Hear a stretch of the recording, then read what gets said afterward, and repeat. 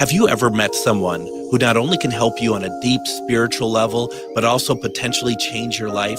Refined Divine is an extremely gifted psychic medium who travels the nation and lives right here in the Midwest. And she offers mediumship, mentorship, house and business parties, energy healing, palm readings, and so much more.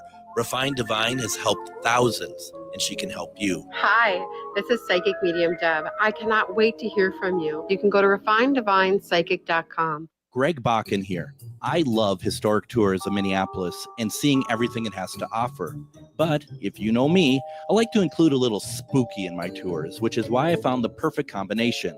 Minneapolis Trolley Tours does this amazing candlelight ghost tour that you have to check out.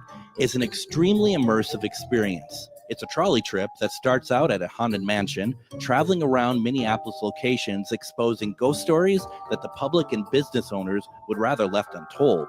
Then a tour of the aforementioned haunted mansion where ghosts of past residents from the 1800s reside, plus a lot of surprises to discover. Next, experience Gertrude's After Hours. Did I mention Gertrude is the mansion's most famous ghost? Maybe she'll show up. And you finish up the tour at Gertrude's Lounge in the haunted basement of the mansion with refreshments and Q&A. The trolleys are climate controlled and the mansion is restored to perfection. Check out MinneapolisTrolleyTours.com for more information.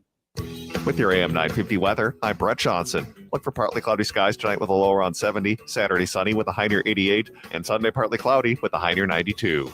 The Great Wall Restaurant serves up bold, authentic Chinese flavors. From hot and sour soup to Peking duck, their Szechuan and Mandarin menu is packed with favorites. Visit them at 4515 France Avenue South or at greatwallrestaurant.us. That's greatwallrestaurant.us.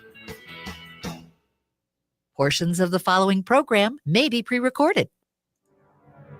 The views expressed and the opinions given by the individual host, guest, random reptoid, or chupacabra may not necessarily reflect those of AM 950 Radio, its affiliates, or its sponsors. Now, it's time to step into the unknown.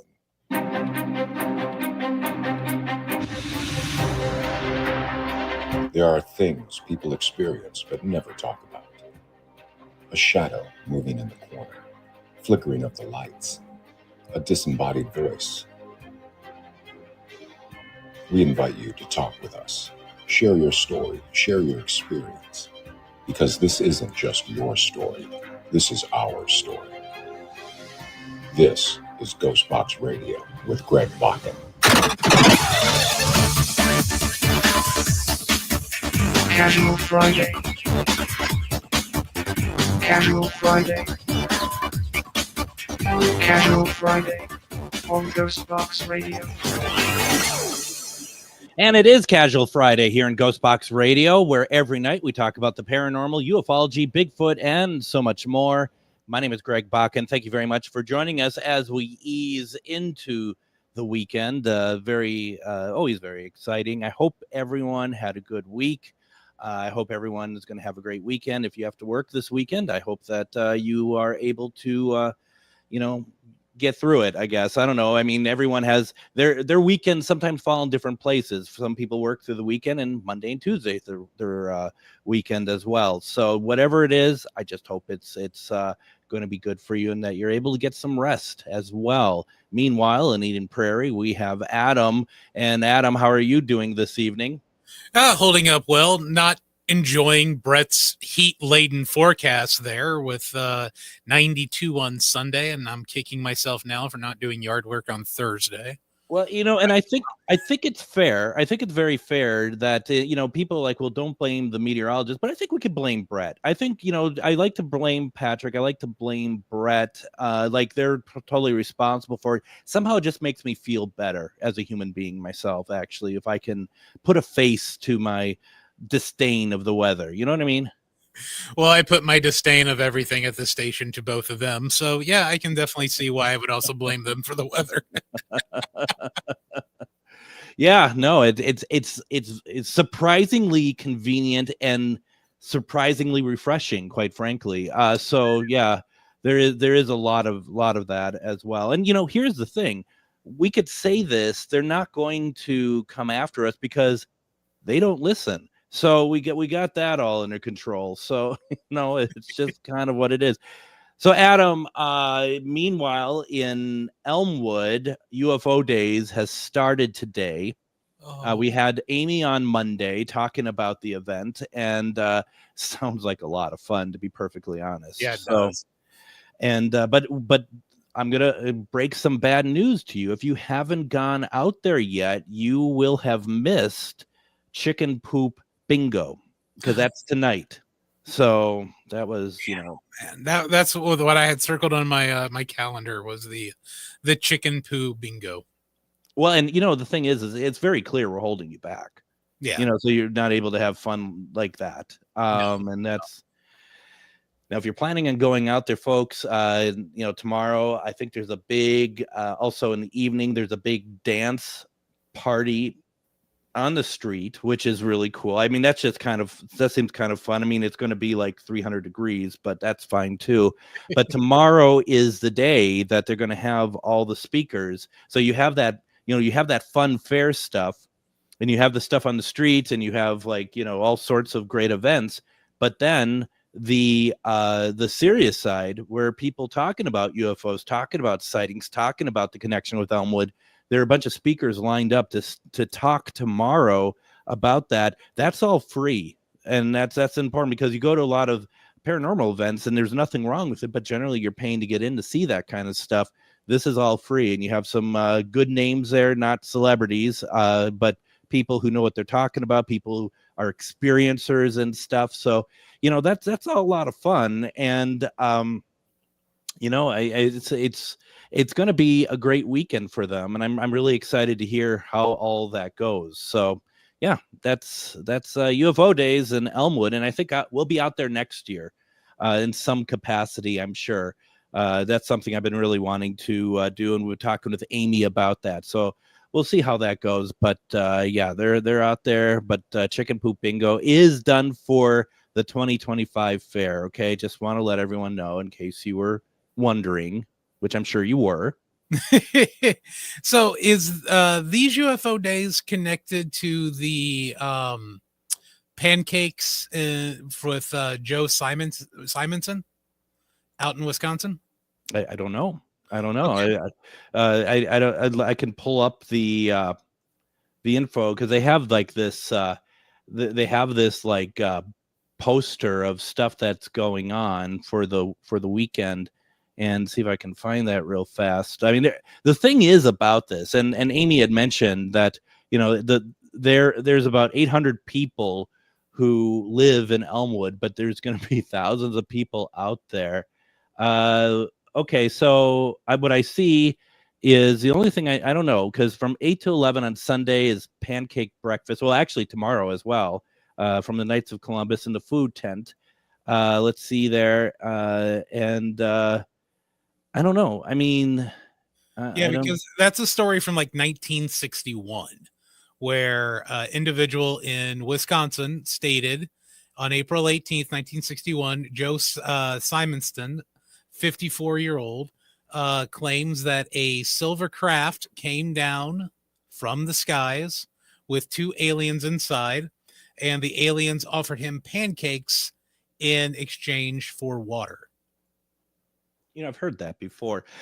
So, and do you remember about I don't know, was it about a year ago or something that we had that caller? Yeah. Call in about Elmwood? Mm-hmm. Yeah. It was probably about a year ago. Yeah. Probably right around this time of year. Right. So for UFO Days, for just tomorrow, only tomorrow, starting at 11, you have UFO sighting bus tours.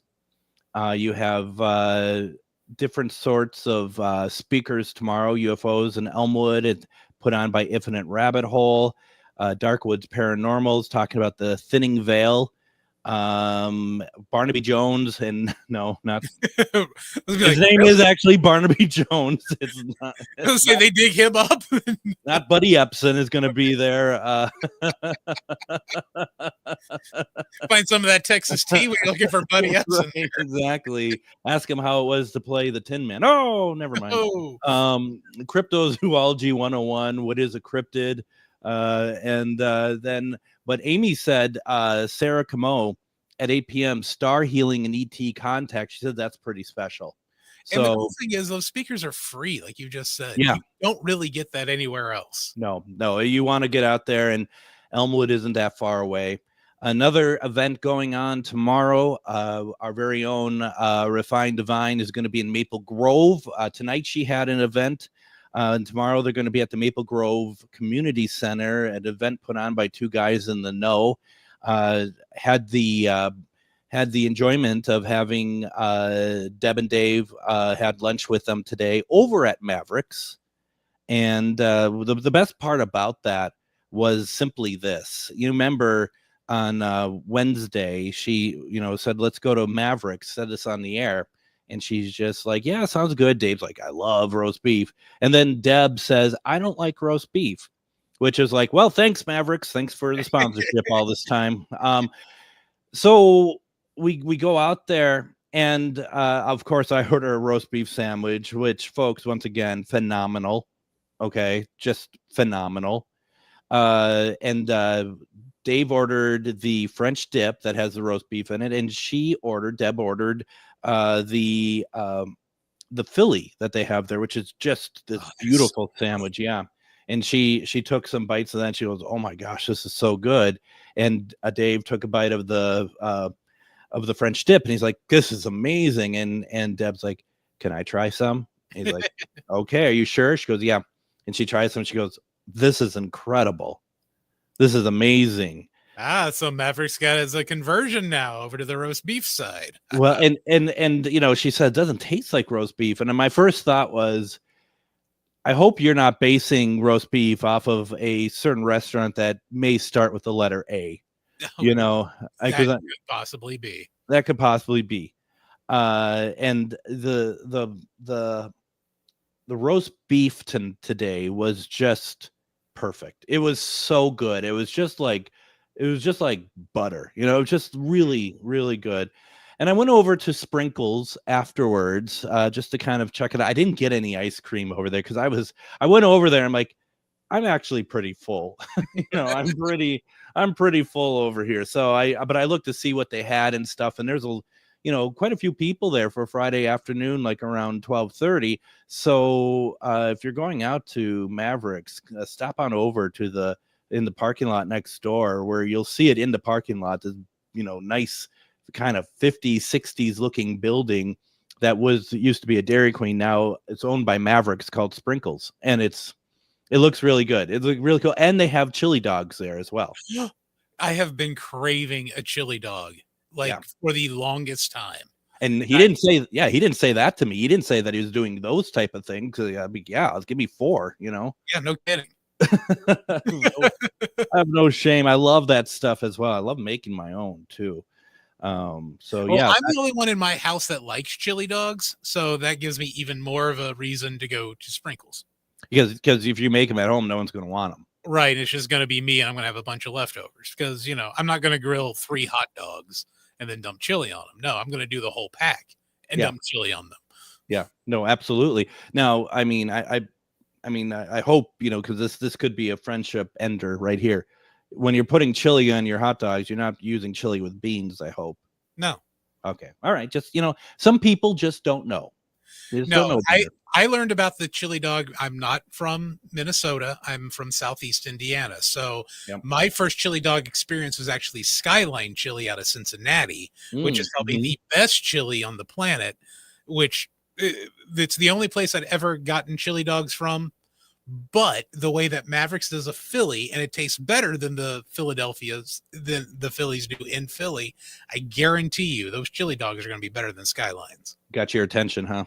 Yeah, very much so. So I was very happy that Deb was just like, okay, this is really good. And she proceeded to switch meals with Dave. So what did Dave think of the Philly? Oh, I don't know if he actually had any, because he still had a half of his sandwich. But man, today was a jam-packed day for them, and I've kind of felt bad that I'm like, you don't have to do lunch with me if you're unable, because it's a busy day, because they came into town, They had to, and they started a little bit later, and then they had to go to Maple Grove to start setting up. And then Deb had her big event tonight.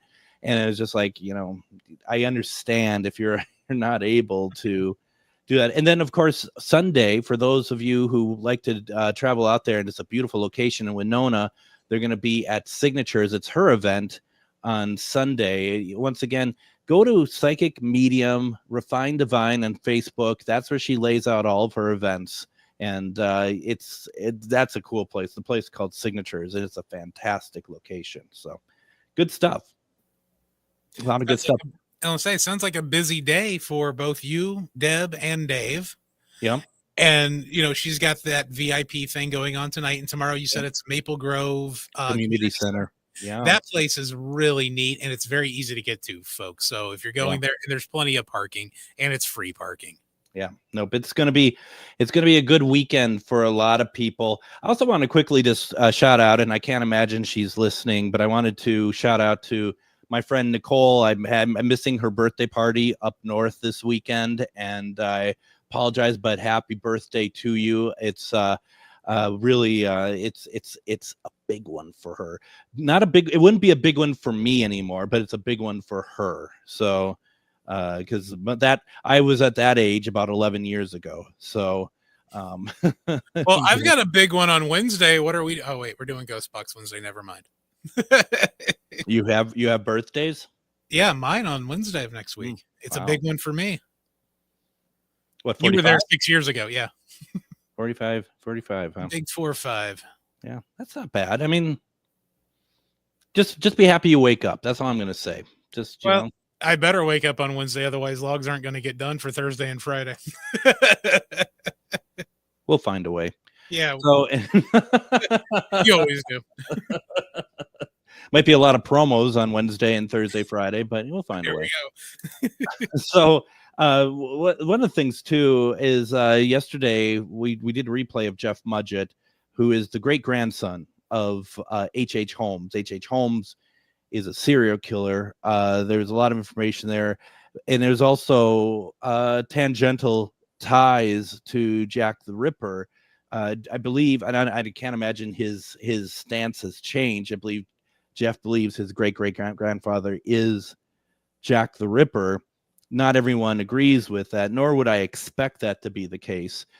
Today's question of the week that you are more than welcome to answer in the comments, call in if you have any thoughts or anything, is who do you think Jack the Ripper was? You could be specific if you have names like you think it is, or you could be very just like nondescript and like you were in your answer. And I think it's just perfect of like, somebody who, swept the streets, or somebody who, knew royalty or something, because those are things that, we may not know, but I'm curious what people think. And so just put it into comments if you want to answer. We got some people who wrote in earlier today that we're going to read as well. Anything on your mind, give us a call, 952-946-6205. We're going to take our break right now. When we come back, we're going to go through question of the week, and we're also going to go through a list of people who have been linked to possibly being Jack the Ripper. Everyone, don't go anywhere. You're listening to Casual Friday on GhostBox Radio. Madison Comic and Pop Culture Expo comes to the Alliant Energy Center August 9th and 10th. Madison Comic and Pop Culture Expo is a celebration of comics, toys, TV, film, art, cosplay, games, and all things nerdy. It's also a family-friendly event where you can meet your favorite celebrities, browse the vendor hall and artist alley for all the coolest merch, watch celebrity Q&As, and even more. Madison Comic and Pop Culture Expo, also known as MadX, is going to be huge, with guests like Walter Jones from the Mighty Morphin Power Rangers, legendary wrestler Sting, plus other great guests from voice actors, authors, and artists all over the entire weekend. 2 days of action-packed fun at the Alliant Energy Center. Tickets start at $53. Kids tickets are just $9.99 for the entire weekend. Don't wait to get your tickets. Buy your tickets and get more information at MadisonComicExpo.com. MadX is Wisconsin's biggest Comic-Con, and don't forget Twin Cities Con is coming up in November. New guests are being announced all the time. Go to TwinCitiesCon.com for more information. What if one day could open your heart, spark your spirit, and connect you to your most authentic self? That day is Saturday, August 23rd from 10 to 6 at the Litz Rock Shops Woo Woo Festival at the Taylors Falls Memorial Community Center, located at 312 Government Street in Taylors Falls. Explore tarot, oracle, psychic, and mediumship readings. Listen to inspiring speakers covering fascinating metaphysical topics. Soak in the calm tones of live hand pan music. Shop handcrafted goods, crystals, metaphysical tools, books, and more. It's just $5 cash at the door as a free will offering. And remember, Taylors Falls is a destination. Come out for the festival and stay to explore the natural beauty, historic charm, and energy of this incredible town. And yes, there will be walking tacos. The Let's Rock Shops Woo Woo Festival, Saturday, August 23rd from 10 to 6 at 312 Government Street, Taylors Falls Memorial Community Center. Just $5 at the door. Come for the woo, stay for the wonder, and the walking tacos.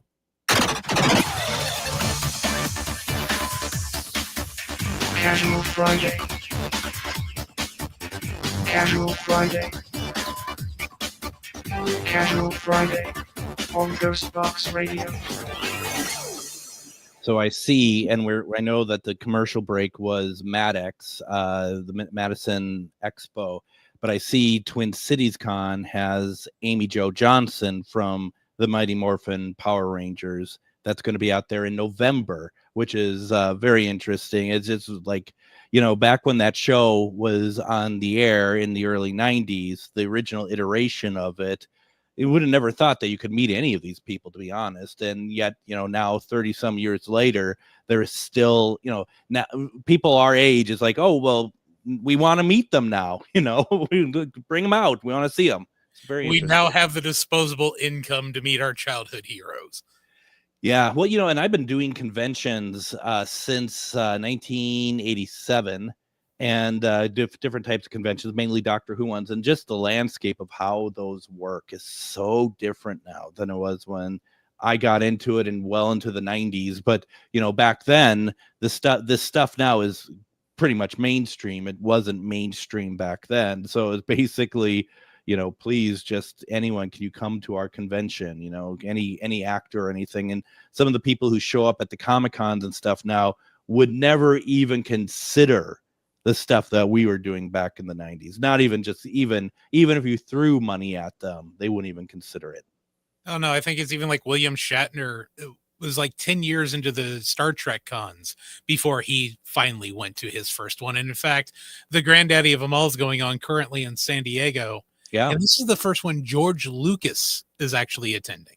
I saw that. Yeah, that's gonna be really interesting to see. But the problem is like, once again, back when I was younger, less, you had less people at these things. Now San Diego Comic-Con is always, growing and always had people, but I'm talking about the conventions I went to in Chicago and the Twin Cities and stuff like that, you had, maybe, I don't know, 600 to you might have 1,000 at some of these, but some of the people we went after when we tried to get conventions going, we just were like, well, let's see what happens. And we offered Sean Connery $10,000. And, because like, well, maybe he'll do it. And what do you think? Of course he didn't do it. And of course, but at least we got responses from the agents. And this was back in the days when you typed up a letter and you mailed it to them. And then you waited hoping that you would hear some kind of response. So yeah, it's things are different. Things are very different nowadays. In fact, the biggest difference was back in the day, you'd get into the ticketing of the convention, you'd pay to get into the whole weekend, and that covered all of your autographs. That's nice. I wish they would bring that back. Yeah, right. No, not when you hear like on a weekend, like I remember back when Matt Smith played the Doctor, and they would bring him out for about $100,000 and some for a big convention, and then he would make, I think, like $60,000 from autographs. Yeah. Yeah, you're not going to get them to change their mind to like, let's go back to the old ways. No, they're going to be like, no, Greg. It'd be nice because I usually when we go to these things, there's maybe one, possibly two that I would want. So it's like, can't really see dropping a bunch of money on, 7, 8, 9. But if it was worked into the cost, then yeah, I could definitely see that. Yeah, no, it's certainly it is what it is. And I mean, that's it, and part of me though, it's just like, I'm just happy to see that it's being looked at, like more mainstream now. I mean, it's because back in the day, it was almost like, like prohibition. You don't talk about it, you don't do anything. And now it's big, but at the same time, it's, because I'm a contrarian by nature, it turns me off from it. So I was like, yeah, it's too big now, whatever. So luckily I have, thousands of DVDs of shows from the 1970s that I can watch. So I don't have to, dip my toes into the gross new stuff that's being made. No, there's good stuff out there. All the new stuff is scary.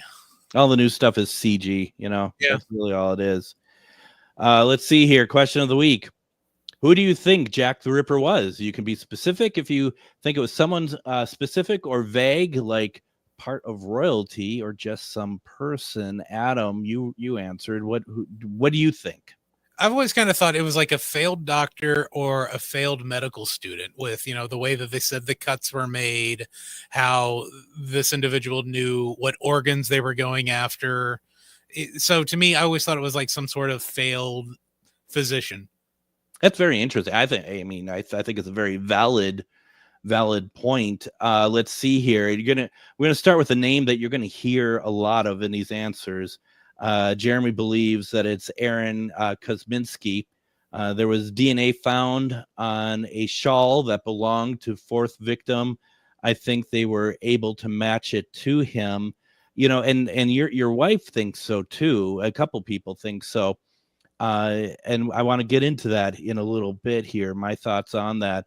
Friend of mine, a couple, a wife and husband who owned the Who Shop in the UK, they wrote, my favorite contender is Aaron Kosminski, a Jewish butcher who is quite literally buried at the end of my garden in the East London Jewish cemetery. No way. Right. Isn't that cool? That is cool. Part of me, even though I don't like going to cemeteries and doing stuff, I would love to hear a spirit box session near that grave. Oh yeah, no, I would too. And I mean, I understand a lot of people don't want to do that sort of thing. I do, because I'll just ask the question first: is it okay for here? Yeah, that sort of thing. And for those who may not understand the British vernacular, when Alex says it's literally at the end of my garden, she means backyard. And I'm sure everyone knows that, but it took me decades to be like, and all these shows that I claim to know so much about, and it talk about their garden and stuff like that, back garden. Like, well, God, everyone has a garden. No, it's their backyard. Just like, also, it took me years when they're, afternoon tea. Well, that's dinner. Mm-hmm. Now, if you're common, it's called supper then. So stuff like that. So yeah, it takes a while. It's subtle, but it takes me a little while at least. Felicity says, and I want to talk about this guy too. I like the theory it was Charles Lechmere, and that's a relatively new theory, it sounds like. Jennifer says, I vote H.H. Holmes. You don't need to vote. This isn't a vote. It's just like, yeah, I vote Adam then, if that's how we're going to do this. It's possible. I've been in a DeLorean. Well, and yeah, I was going to say, you time travel, so let's see. I also posted this over at Pac-Man Paranormal, and I got one answer over there. And that was Stephen Miller said, I thought they proved it was H.H. Holmes. We'll talk about the proof, if you will, because there's, to my knowledge, there hasn't been any proof one way or the other about any of them. There's a lot of strong opinions and stuff, but nothing has been like categorized as we decree that it's H.H. Holmes as Jack the Ripper. That being said, I don't think, even if they could find really indisputable proof. I don't know if anyone's ever if they're ever allowed there to be like, this is who it is definitively, because I feel like that would be a huge part of history filled in. But something tells me no, there's people out there who wouldn't want that information out there. So No, I don't think there would be, especially like surviving family. That would be a big one, being like, yeah, you know what? No, let's just, I almost want to like leave it as it is. Let it continue to be that mystery. totally. Joanne says misguided myth. And I just responded to her on it like earlier this afternoon. Like, what is? I don't quite understand that. I don't understand where she's coming from with that. So I don't know. Misguided myth. You know, there was also a theory I remember reading about when I was younger, that the original two were killed by the same person, and then the other 3 victims were a copycat. I can see that too. I can definitely see that.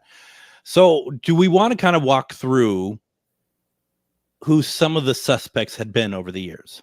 Yeah, let me grab some pictures and some thumbtacks and some yarn. Yep, and some yarn. You got to get the yarn for sure. Got to be able to connect them. But no, this is interesting because, you know, we do have, you know, the H.H. Holmes theory. We've got the Kaczynski theory. And it could be either one, and it could be someone we've never heard of. Where was Prince Andrew during this time? Oh, wait. That's so future. There's a number of them on here, and I used the AM 950 crime computer to go through and figure out you know, basically some suspects here. So let's get to the AM 950 crime computer. All right, getting that sucker warmed up. All right, first of all, Montague John Druitt. He's a barrister and school teacher. He's a suspect because he died by suicide shortly after the final canonical Ripper murder. A senior police official, Sir Melvard Mackinac, named him in a memo noting that Druitt was sexually insane. Okay, I've never heard that before. No, I had never heard that one. You're sexually insane. So you got that. His death date roughly matched the end of the murder spree. Ooh. So you got that. You got Aaron Kosminski, a Polish Jewish migrant and hairdresser in Whitechapel. And why is Aaron? Now, we talked a little bit about why Aaron is a suspect. He is known to have severe mental illness and was institutionalized. You know, to me, that's not necessarily reason to say someone's a murderer, but he reportedly had strong hatred of women. Okay. In 2014, DNA analysis from a shawl said to be at one of the crime scenes was linked controversially to Kosminski.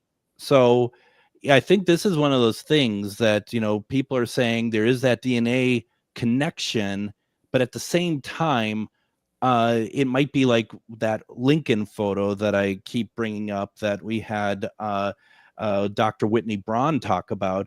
You know, it a lot of stuff matches up, but it's hotly contested. That's kind of what I think that might be. You have Michael Ostrog, a Russian-born con man and criminal. He was named in the same memo by Magnatin. Had a history of violent and bizarre behavior, but no direct link to Ripper crimes was ever found. You have, now this is kind of where maybe getting a little into what you're talking about here, Sir William Gull, Queen Victoria's physician. Yeah. Now why he's a suspect, central figure in conspiracy theories involving the royal family. These theories often suggest the murders are part of a cover-up related to Prince Albert, Victor's alleged illegitimate child. Largely based on speculative accounts and dramatized in books like The Final Solutions and films like From Hell. Yeah, I think I said Andrew earlier. I meant Albert. I can't remember which A it was, but yeah, Queen Victoria's. Well, when you said Andrew, I'm like, you know, knowing kind of what he's like. I'm getting confused. I'm thinking about the other prince that What is that? That's on the Epstein list. Because that's not Andrew. That's Oh, I don't remember his yeah. name. But yeah, no, I was thinking Albert, Queen Victoria. I thought you're making a twee joke. And No, the grandson of Queen Victoria, who apparently went insane from syphilis. Yeah, That's in fact, you just don't know what the hell you're talking about. Is basically what's look between you, my wife, and page 5. I still can't wrap my head around all the royals. Okay. Yeah, right, exactly. Well, just don't go to page 3 because you're gonna see something very different on page 3. Gotcha. Let's see here. What are we doing for time? We can fit one more in because one is Prince Albert Victor, Duke of Clarence, grandson of Queen Victoria. Why a suspect tied to conspiracy theories involving royal scandal and cover-ups. No solid evidence links him directly to the crimes. He was likely not in London during several of the murders, which could also very easily be like exactly what you're talking about, that maybe while some murders were what they would consider is Jack the Ripper, other murders may just be copycats. Like, oh, well, we can get away with this because we can just mimic what these crimes are. I mean, it's very, very possible. Yeah, it is. Okay, Danielle, who is very clearly understanding the royals, says it is Prince Andrew who's on the Epstein list. I thought you were making a smart joke there, Adam. Actually, like it's Prince Andrew, like his reign of tyranny even transverses time. So no, surprisingly, I wasn't trying to take a jab at what's going on currently. It was more along the lines of I've messed up the name. Yeah, no, but those royals, what can you do? I mean, it's just they're an inbred kooky bunch. Yeah, and it's tough. It's tough to see. Since we have people who are watching, once again, our question of the week is, who do you think Jack the Ripper was? You can be specific. You can think of someone specific, like like just name somebody, or if you think you could be vague, like it could just be the local fishmonger or something. Whatever it is, I'd love to have your opinion on it as well. We got some more suspects I want to go through and talk about a couple different people here. So why don't we go ahead, take our break as we're easing into the weekend. This is GhostBox Radio, and it's Casual Friday.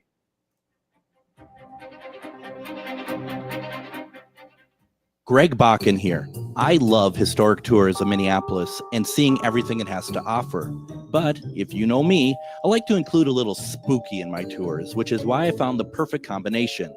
Minneapolis Trolley Tours does this amazing candlelight ghost tour that you have to check out. It's an extremely immersive experience. It's a trolley trip that starts out at a haunted mansion, traveling around Minneapolis locations, exposing ghost stories that the public and business owners would rather left untold. Then a tour of the aforementioned haunted mansion where ghosts of past residents from the 1800s reside, plus a lot of surprises to discover. Next, experience Gertrude's After Hours. Did I mention Gertrude is the mansion's most famous ghost? Maybe she'll show up. And you finish up the tour at Gertrude's Lounge in the haunted basement of the mansion with refreshments and Q&A. The trolleys are climate controlled and the mansion is restored to perfection. Check out MinneapolisTrolleyTours.com for more information. Are you one of thousands of individuals who know you have psychic abilities but don't know how to tap into your higher self? Refined Divine is an extremely gifted psychic medium who offers classes that can help you reach your goals. Refined Divine holds classes Monday and Thursday at her 2 locations and via Zoom. Classes consist of manifestation, learning psychic abilities, shadow work, and healing trauma. Refined Divine has helped thousands, and she can help you. This is Psychic Medium Deb. You can go to refineddivinepsychic.com. Greg Bakun here. Like you, I love good, fresh, delicious food. So I want to tell you about this treasure in Roseville called Maverick's Real Roast Beef. Maverick's has the best roast beef sandwiches I've ever had. Made fresh, every order. Add fries or onion rings dropped in the fryer when ordered, and you have a winning combination. Maverick's Real Roast Beef has a lot more than roast beef, so check out their website, mavericksbeef.com, or check out their restaurant on Lexington in Roseville.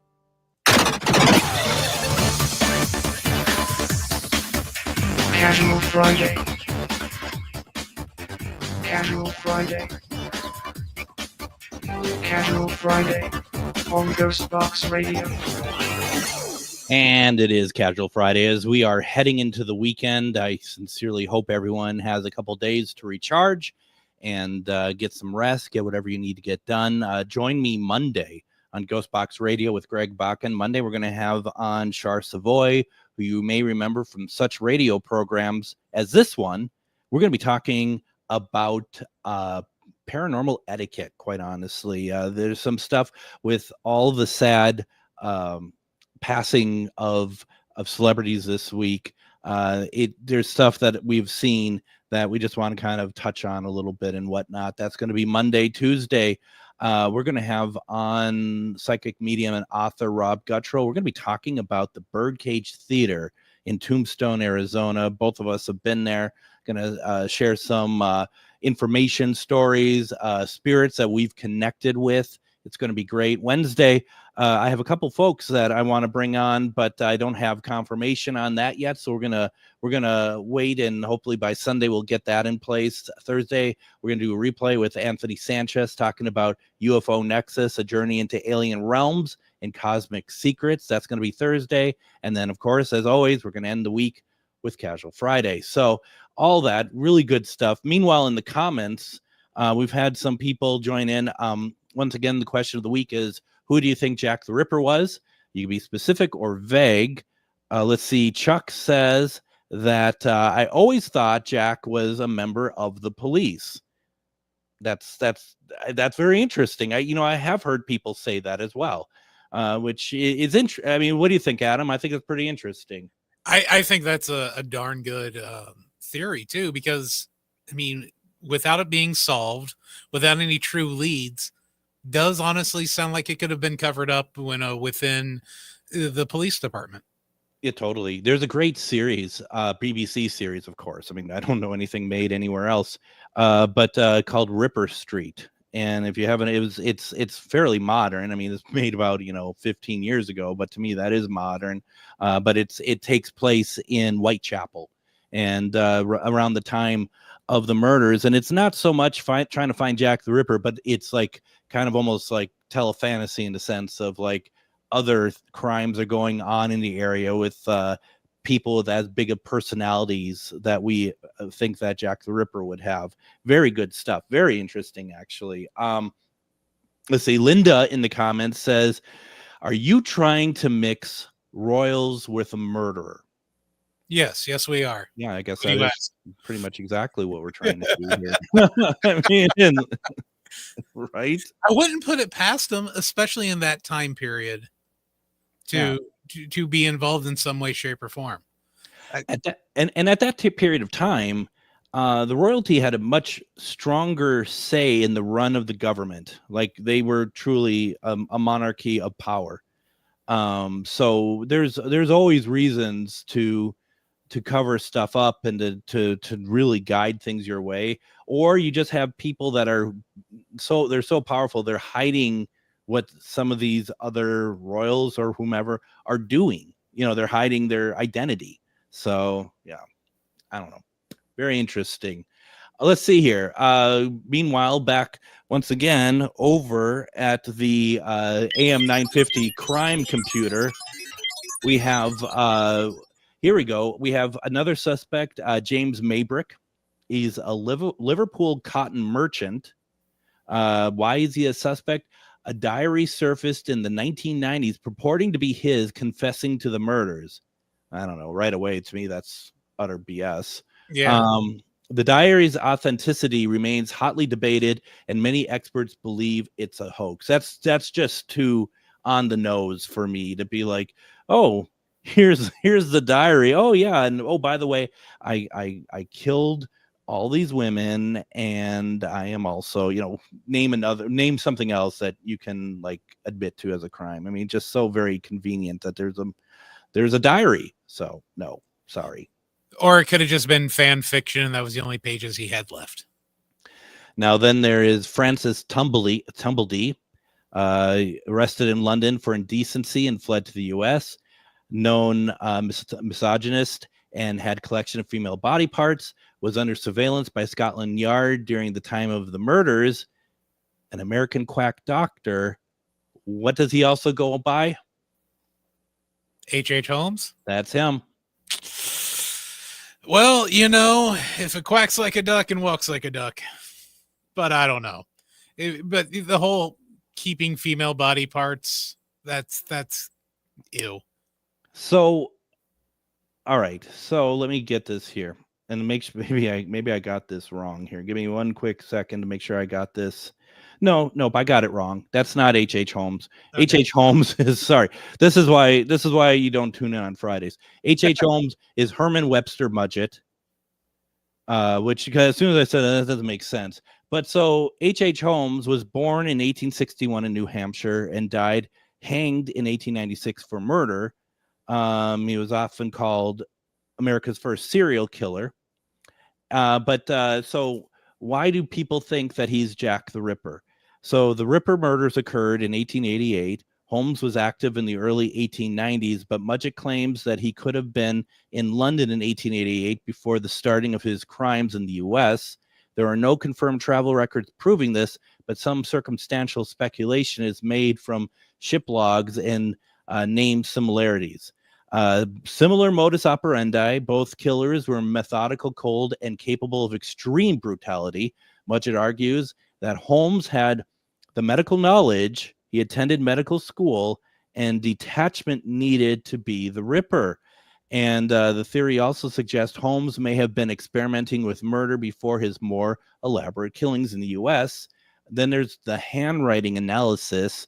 Jeff Mudgett claimed handwriting experts compared Holmes' letters to the infamous Dear Boss letter signed Jack the Ripper and found similarities. And if I'm not mistaken, on our show, he said there was a 97%, identical between the two handwritings. However, the authenticity of any Ripper's letters is widely debated, and no match has been confirmed by credible experts.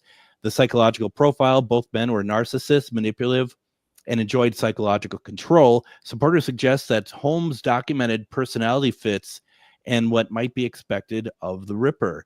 Why most experts dismiss this theory, though, is that there's no solid evidence, there is no documentation definitively placing Holmes in London in 1888.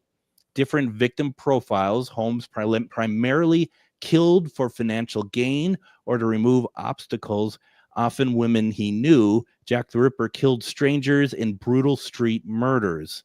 Style of murder, the Ripper used frenzied public violence. Holmes used poison, suffocation, and trickery in a private controlled environment. And then, of course, just location-wise, Holmes' known activities in the U.S. do not neatly align with the timeline or location of the Ripper crimes. Very interesting, isn't that? It is, but we talk about the travel records and stuff like that with, it's not being clear. Those are all handwritten at the time, and you would say your name and whoever was running the dock would just spell it how they felt accordingly. So I could see, firing some shots and, some holes into that argument there. I would agree. I don't think that you can basically say, like keeping like how we keep travel plans and, stuff happens with, travel logs this day. I mean, or even like, 20 years ago that, it's like if there's holes in those situations, why wouldn't there be that in 1888? Exactly. But and the thing too is what if we put this on its head a little bit, go back to your theory about the copycat killers? It doesn't mean that H.H. Holmes necessarily is Jack the Ripper and all these murders were completed by him, but what if he was one of the copycat killers? What if he was somebody who did a few that while the iron was hot, so to speak, he tried some stuff out, and he I could see him trying to see if he could duplicate the trend of how those murders were happening. Yeah, that would make a lot of sense, and then bring it back here to the States, do it in, an area that would be easier for him to be caught than it was in London. That way he takes it to the undisclosed locations where, it's just him and the victim. Because from, what I could gather in London, it's most of these took place in a street alley. Yeah. So you were kind of by yourself there to begin with anyway. Absolutely. And let's see here. Linda says it's widely believed that narcissists have no empathy. Yeah. I mean, I think there's something to that. Doug, who's probably drinking something very green at the moment, says, personally, I think it was just some wacko, not H.H. Holmes. Sorry. You don't need to apologize. Just like the other person didn't need to vote. I mean, there is no voting. There's no need for apologies. I mean, they're just, it, because none of us know, but I like the idea of like having just a fun conversation for sure about like, building off of something Adam said earlier, which I think you are absolutely right about those copycat killers. I really do.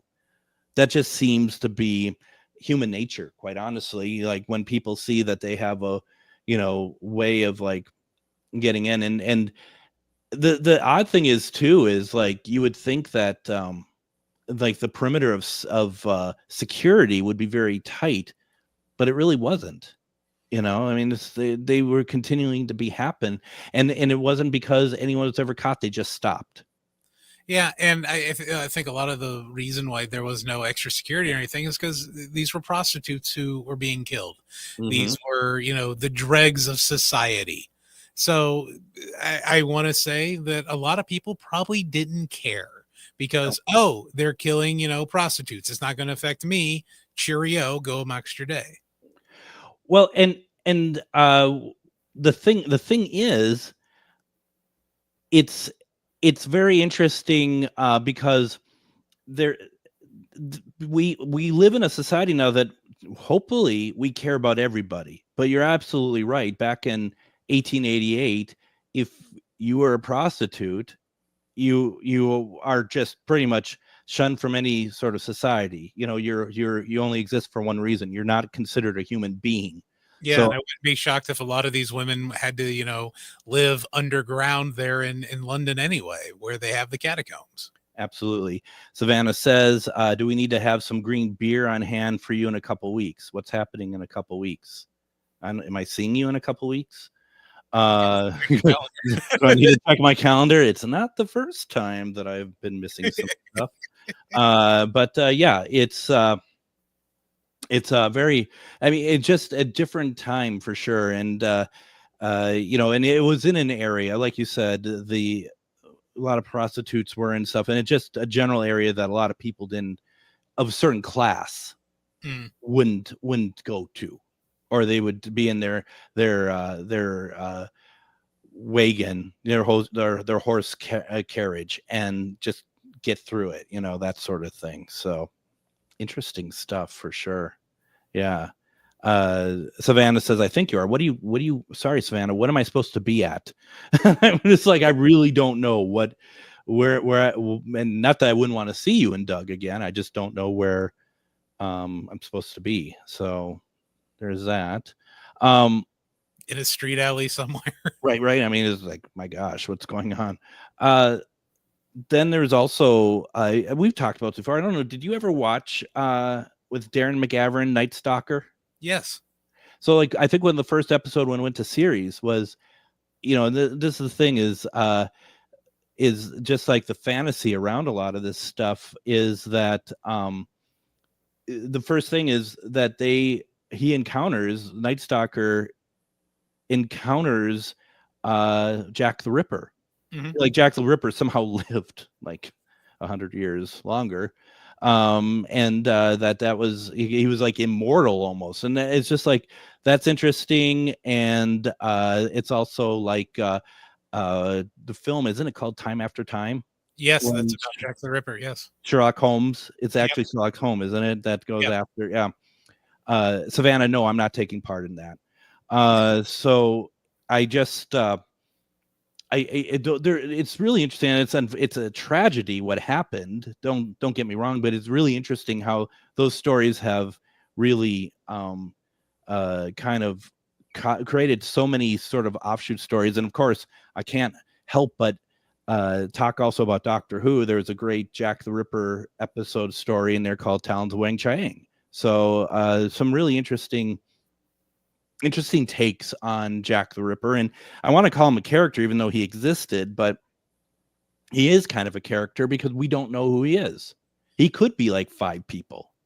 And but here in America, we've turned cold-blooded killers into characters as well. Billy the Kid, for example. Yeah. It really to an extent, Doc Holliday. We turned him into a national hero. He was a cold-blooded killer. Yeah, he was. Yeah. Yeah, that was very true. And Chuck says Time After Time had a TV series a few years back. I had no idea. Interesting. Huh. Yeah. Well, look at that. I'd like to say I'll give it a watch, but I won't. It'll get in the way of all your old Doctor Who's that you need to get. I mean, why watch something from 2020 when I can watch something from 1967 that I've seen 5 times? I mean, come on, right? Let's get real over here. So no, I enjoyed this conversation tonight. I really did. This was interesting, and kind of I enjoyed your take on it, Adam. I enjoyed everyone else's take on it as well. Thank you all very much for taking part and indulging us in this. This was cool. So we'll have to do more like this. Yeah, we'll have to find another killer. Well, luckily there's many, right? Thank God there's many where that came from. I'll turn on Discovery ID and we'll find our next topic. Exactly. Yeah. Well, there's plenty. We'll keep us on the air for a long time. Let's see here. Once again, please, if you're, go out to Maple Grove tomorrow, see Deb and Dave. Refine Divine is out there tomorrow at the Maple Grove Community Center. The event is put on by 2 guys in the know. That will be tomorrow, and she's doing a crossover gallery during that, so you want to check that out. And then Sunday, she's going to be in Winona at Signatures. You'll want to check that out as well. If you're able to, go out to Elmwood, check out UFO Days. If you talk to anyone of authority over there, let them know you heard about it through GhostBox Radio. So a lot of great stuff this weekend. Whatever you do, have fun, take care. We'll be back Monday with Shar. Adam, as always, thank you very much. Everyone, have a safe and happy weekend.